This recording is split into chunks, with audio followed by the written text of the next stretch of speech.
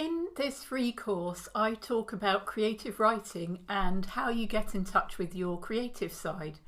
How do you use that creative side in your writing?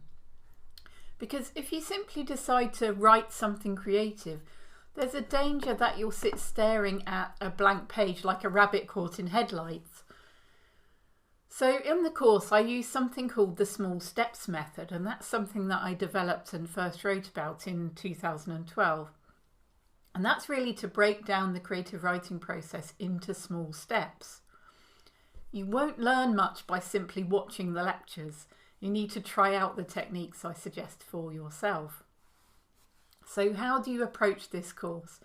Well, there are a couple of ways of doing it. You could watch all the lectures from beginning to end, they're very short, and then go back and watch the ones that chimed with you, that you particularly liked and want to use, and then implement those exercises, do those exercises as you go along.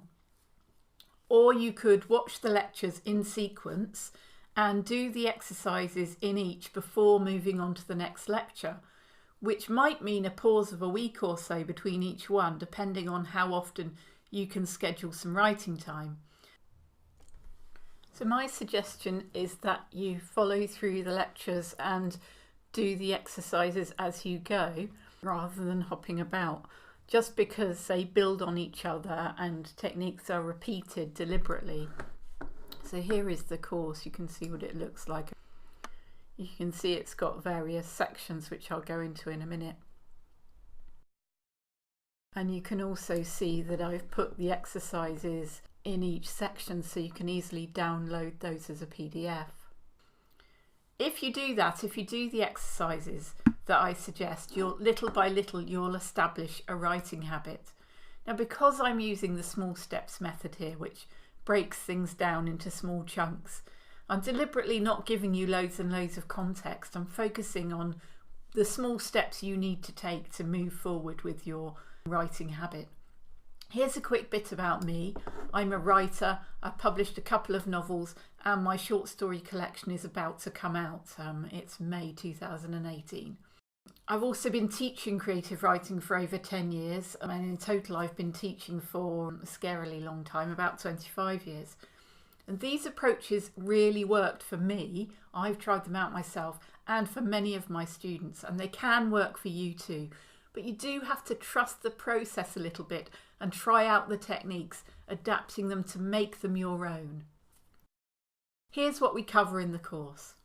First of all, there are some writing exercises to get you started. They're called word sketches, sense impressions, and noticing things. I've included these because I believe that you can really learn through direct observation from life, and that when you start out, it's better to forget about the rules about trying to make things really neat, punctuate well, use correct grammar and spelling.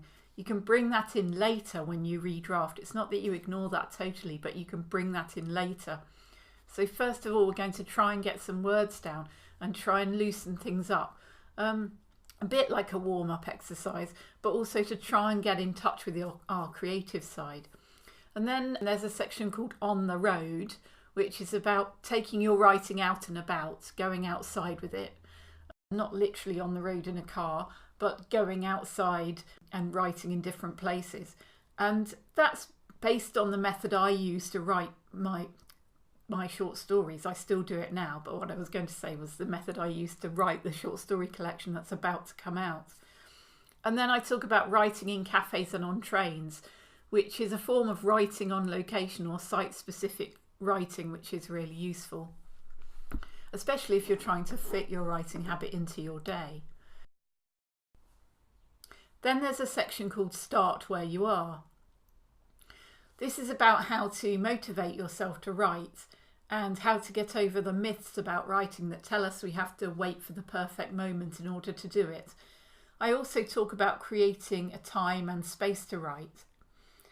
And arguably that section should have been at the start of the course, but I kind of wanted to prove to you that you could do it by giving you some quick exercises first before getting on to that kind of context about how we don't need to wait for motivation.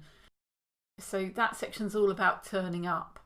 So I wanted to give you some practical stuff that you could do quickly to start out with, and then move on to that once you've tried that out for yourself. Then I go on to drafting and redrafting. I'll give you a writing project to try based on the weather, and I use the weather simply because looking out of the window is an excellent way to get inspiration. So really, instead of weather, you can read whatever's outside my window. But it's a simple writing project to try. I talk about the importance of redrafting your work, so that's about reshaping it after you've written the first draft. And in the final section, I talk about what to do next now you've finished the course and how to keep writing. All the way through, I've added a summary of the exercises to the resources so you can download them and keep them as a handy reference guide. And this course in Starting to Write accompanies 2 of my books, which I've self-published. I've self-published them because I found I had a lot of material on writing that I wanted to share with people, that I've collected as I've been teaching over the last 25 years. And I wanted to share that knowledge with people. So I've self-published some creative writing books with that information in. And 2 of those books are Find Time to Write and How to Write. Find Time to Write is available for free on ebook platforms, so you can get it as a Kindle or say iBooks, for instance. And the other book is How to Write. Now I sell How to Write on Amazon, but I'm offering that for free to people who sign up to my readers group. So in other words, you can get both of those books for free. They're designed to be read probably after you've done this course, or perhaps alongside it if you want some extra activities to do along the way. It's not the same material, but it's complementary material to what I talk about in this course. I also give you some links to extra resources all the way through. That's if you want to follow up any of the information I talk about. For instance, Julia Cameron's a good one to follow up, but those are totally optional. And I've also summarised all the books and resources I've mentioned in a handy download at the end of the course. So don't forget to download the exercises as you go through. That's really important because that means that you've got a record of them and you can keep coming back to those.